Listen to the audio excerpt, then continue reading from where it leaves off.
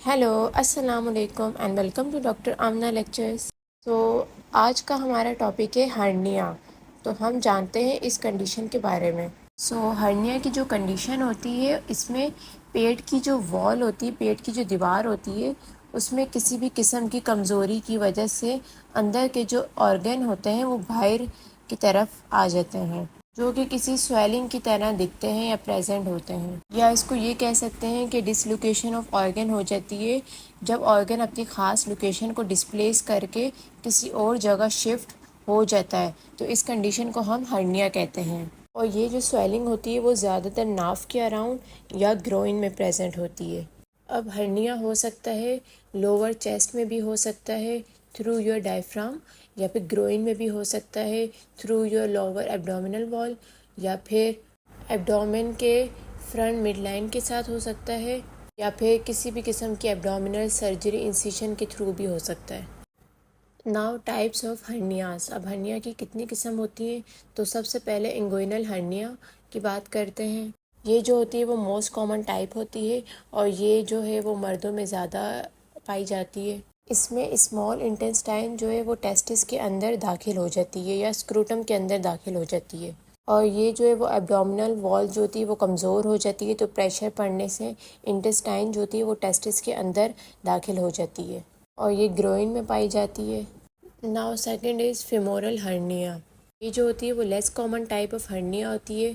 Femoral hernia जो होती है वो डेवलप होती है upper part of the thigh में, ग्रोइन के नियर और इंगुइनल लिगामेंट के नीचे।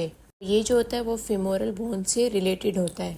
अब थर्ड जो है वो इंसिशनल हर्निया है। अब इंसिशनल हर्निया में सर्जरी के ज़रिए यानी एब्डोमिनल सर्जरी या कोई ऑपरेशन हुआ हो तो जो स्टिचेस की जगह होती है, जो पुराना ज़ख़म होता है, उस पर प्रेशर पड़ने से इंटेस्टाइन शिफ्ट हो जाती है, तो इस किस्म के हर्निया को हम इंसिशनल हर्निया कहते हैं। Now umbilical hernia. अब अम्बिलिकल हर्निया जो होती है वो अफेक्ट करती है चिल्ड्रन और बेबीज़ को। अब इसमें जो इंटेस्टाइन होती है वो बल्ज हो जाती है, बाहर की तरफ आ जाती है through the abdominal wall near the belly button के नियर हो जाती है। और ये जो होती है वो नोटिस होता है जब बल्ज होती है वो नियर आपके जो बेबी का बेली बटन है उसके नियर हो जाती है ये बल्ज, जब स्पेशली तब जब बेबी रोता है। अब हियाटल हर्निया की बात करें तो ये भी another common type of hernia होती है। अब इसमें स्टमक का जो अपर पार्ट होता है जिसे हम हियाटस कहते हैं, वो किसी भी पॉजिटिव एजेंट की वजह से एपिगैस्ट्रिक रीजन से थोरेसिक कैविटी में चला जाता है और इसकी बेसिक वजह डायफ्राम की कमज़ोरी होती है। अब इस पिक्चर में डिफरेंट टाइप्स ऑफ हर्निया है।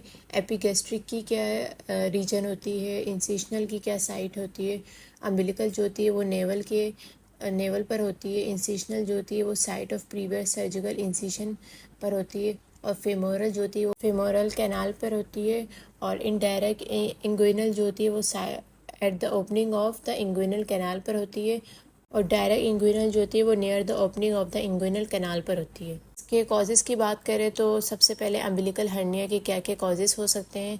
तो इसमें क्रॉनिक कॉन्स्टिपेशन हो सकती है, जैसे जो भी ऐसी कंडीशन जिसमें आप प्रेशर ज़्यादा लगाते हैं तो उससे आपको हर्निया होने के चांसेस जो होते हैं वो आपके बढ़ जाते हैं, या ओवरवेट ओबेसिटी हो, या फिर लिफ्टिंग एक्सेसिवली हैविंग लोड्स, या फिर कोई आप ऐसी हैवी चीज़ उठाएं तो उससे भी आपको हर्निया डेवलप हो सकता है, या फिर ऑपरेशंस या इंजरीज हो एब्डोमिनल वॉल की तो इससे भी हर्निया के होने के चांसेस ज़्यादा होते हैं। प्रेगनेंसी हो सकती है, लॉन्ग एंड हार्ड कफ की वजह से भी हो सकती है, और ये जेनेटिक भी हो सकती है।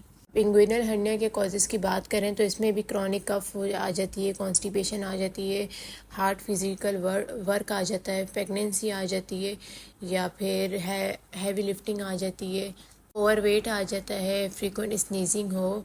ये सारी चीज़ें जो होती है वो इंगुइनल हर्निया डेवलप करने के चांसेस को बढ़ा देती है। कुछ इसके अलावा और भी कॉजेज़ होते हैं, इसमें एज आ जाती है, स्मोकिंग, क्रोनिक कफ आ जाती है, फैमिली हिस्ट्री में हो, या बीइंग कॉन्स्टिपेटेड हो, या कोई इंजरी वगैरह हो, या वेट गेन हो, ओबेसिटी हो, और या फिर लिफ्टिंग हैवी वेट, ये सारी चीज़ें जो होती है हर्निया को डेवलप करती हैं। कि रिस्क फैक्टर्स की हम बात करें तो सबसे पहला जो आता है वो stretching of muscles during pregnancy. अगर हम मसल्स को जैसे स्ट्रेच वगैरह करें प्रेगनेंसी में तो उसके भी चांसेस ज़्यादा होते हैं, या जो लोग ओबेस होते हैं वो भी हायर रिस्क पर होते हैं, या फिर कॉन्स्टिपेशन की कंडीशन हो या स्ट्रेनिंग हो ड्यूरिंग बॉवल मूवमेंट या यूरिनेशन के दौरान, या फिर कफिंग वगैरह हो, हार्ट बहुत पुरानी कफिंग हो तो उससे भी होता है, या फिर आप कोई हैवी चीज़ें है उठाते हैं तो उससे भी आपके हर्निया होने के चांसेस ज़्यादा होते हैं। Now sine and symptoms of hernia.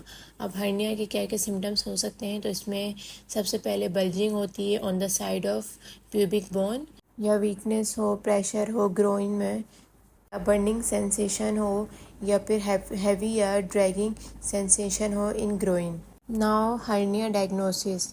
अब इसमें सबसे पहले फ़िज़िकल एग्जामिनेशन की जाती है और इसके अलावा कुछ इमेजिंग टेस्ट होते हैं, सीटी स्कैन हो गया, एमआरआई स्कैन वगैरह हो गया, एक्सरे हो गया, ये किए जाते हैं।